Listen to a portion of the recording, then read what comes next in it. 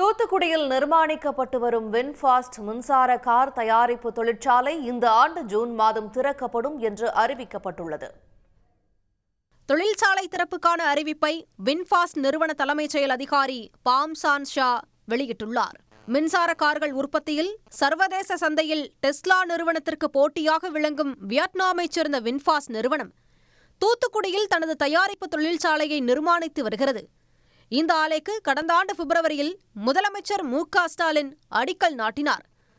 17,100 கோடி ரூபாய் முதலீட்டில் முதற்கட்டமாக 4,276 கோடி ரூபாய் முதலீடு செய்யப்பட்டுள்ளது. அடுத்த ஆண்டு முதல் மின்சார கார் உற்பத்தி தொடங்கப்படும் என எதிர்பார்க்கப்படும் நிலையில் முழுவீச்சில் ஆலை இயங்கும்போது ஆண்டுக்கு 1,50,000 லட்சம் மின்சார கார்கள் தயாரிக்கப்படும் என்று தெரிவிக்கப்பட்டுள்ளது. அத்துடன் மின்சார கார்களுக்கு தேவையான பேட்டரி உள்ளிட்ட அனைத்து உதிரி பாகங்களும் தூத்துக்குடியிலேயே தயாரிக்கப்பட உள்ளன. மறுபுறத்தில் நாடு முழுவதும் மின்சார கார்களுக்கான சார்ஜ் ஏற்றும் மையங்களும் அமைக்கப்பட உள்ளன.